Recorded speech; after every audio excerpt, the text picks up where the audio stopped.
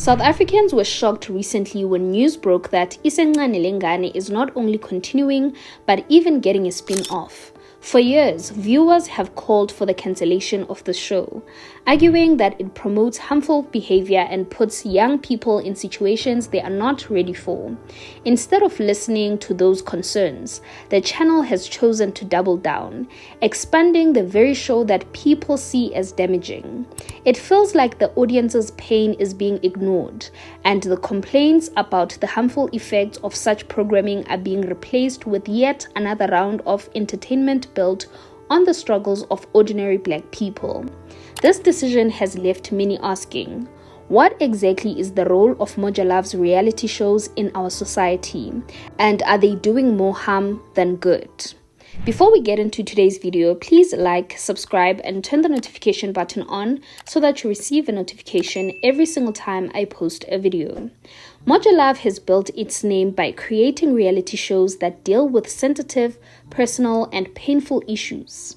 On the surface, these shows look like they are trying to solve real problems in families and communities. But when you look closely, it becomes more clear that most of the time they exploit people's pain without giving them real or lasting help. Viewers are entertained, the channel gets higher ratings, but the people on screen often walk away more broken than they were before. One example is the show Rea Tsotella. This program presents itself as a place where families and individuals can solve conflicts.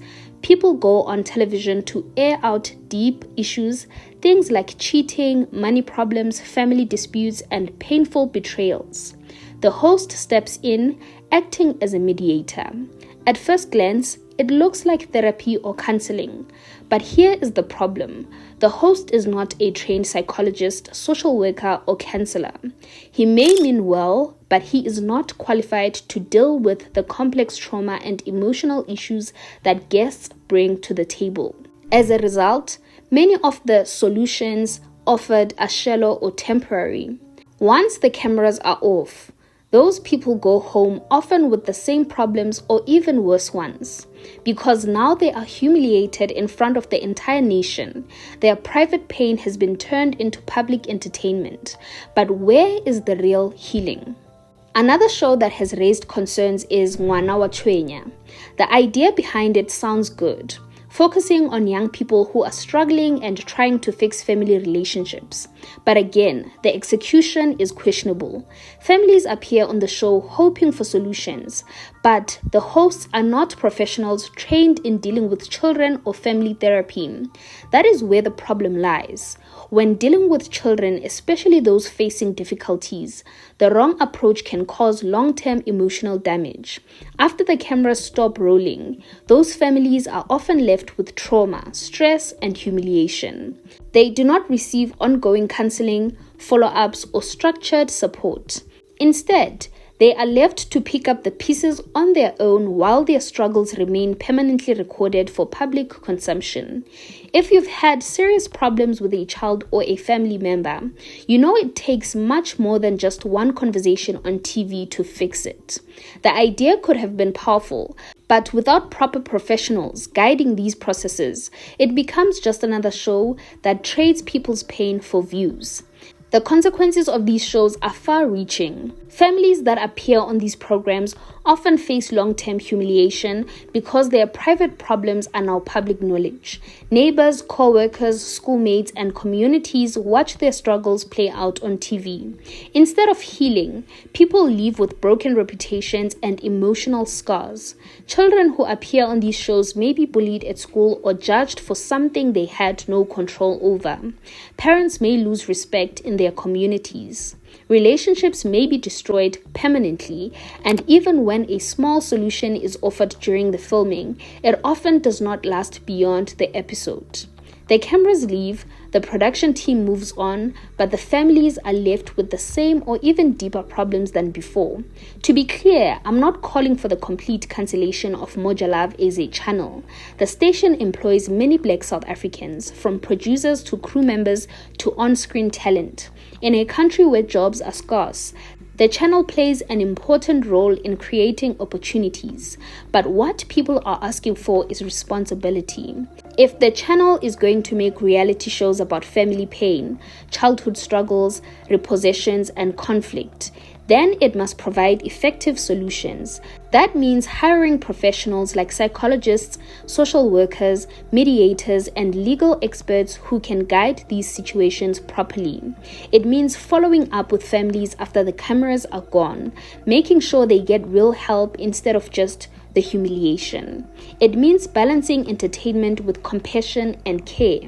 Yes, these shows sometimes do a little good. Occasionally, a family may reconcile or a child may get temporary attention and support. They have other shows that seem to have good intentions, but that is not enough. When dealing with real lives, a little good cannot justify the mountain of harm being caused. Real people are not just storylines. Their pain should not be used as a quick way to make money. Viewers may enjoy the drama, but behind the drama are real tears, real broken homes, and real trauma. With Isencane Lengane, 1 year people are demanding cancellation. The next year there's a spin-off. For Moja Love, the logic is simple. Ratings over responsibility. Every meltdown, every fight, every tear equals viewership numbers. And if there's one thing reality TV producers understand, is that chaos sells. But here's the thing, South Africans weren't just angry at Rea Tsotella. They were angry at the network for allowing his behavior to air week after week without real intervention. Instead of protecting Thando, Moja Love kept shoving cameras in their faces, framing her trauma as good content. By giving this story a spin-off, the network is basically confirming what many of us suspected. The outrage never mattered, only the views did. When people said cancel Isencane Lengane, they weren't just being dramatic, they were speaking from a place of concern. The normalization of abuse, broadcasting Rea Tsotella's controlling behavior risked making it look acceptable, especially to young audiences. How do you tell young people or people in general who come across this show that this type of behavior is unaccepted when it gets rewarded? Exploitation of a teenager. Thando was only 16 when the show started. Many felt the network had failed its duty of care to someone still underage at the time. No support system shown. While the cameras caught every insult, where were the therapists and mediators, the counsellors? The silence was deafening. The problem wasn't just the marriage, it was the way Moja Love chose to tell the story.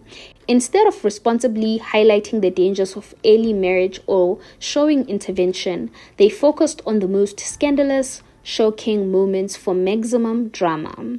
The dark truth about Moja Love's reality shows is that they profit from pain. They take the most sensitive parts of people's lives and put them on display for entertainment without offering meaningful, lasting solutions. Families go in looking for healing, but often leave with more wounds. Vulnerable people, children, the elderly, the struggling poor, are the ones most often put on camera, while the channel makes money from their suffering. And as viewers, we have to ask ourselves whether our entertainment is worth the distraction it leaves behind. In the end, nobody's saying Moja Love must stop creating reality shows altogether. What we are asking for is simple. Do better, show care, show responsibility, offer real solutions, hire professionals, protect vulnerable people, follow up after filming. If Moja Love truly wants to help communities, it should not only focus on the drama, but also on the healing. Until then, the truth remains dark, because what we are watching is not community building, but community exploitation.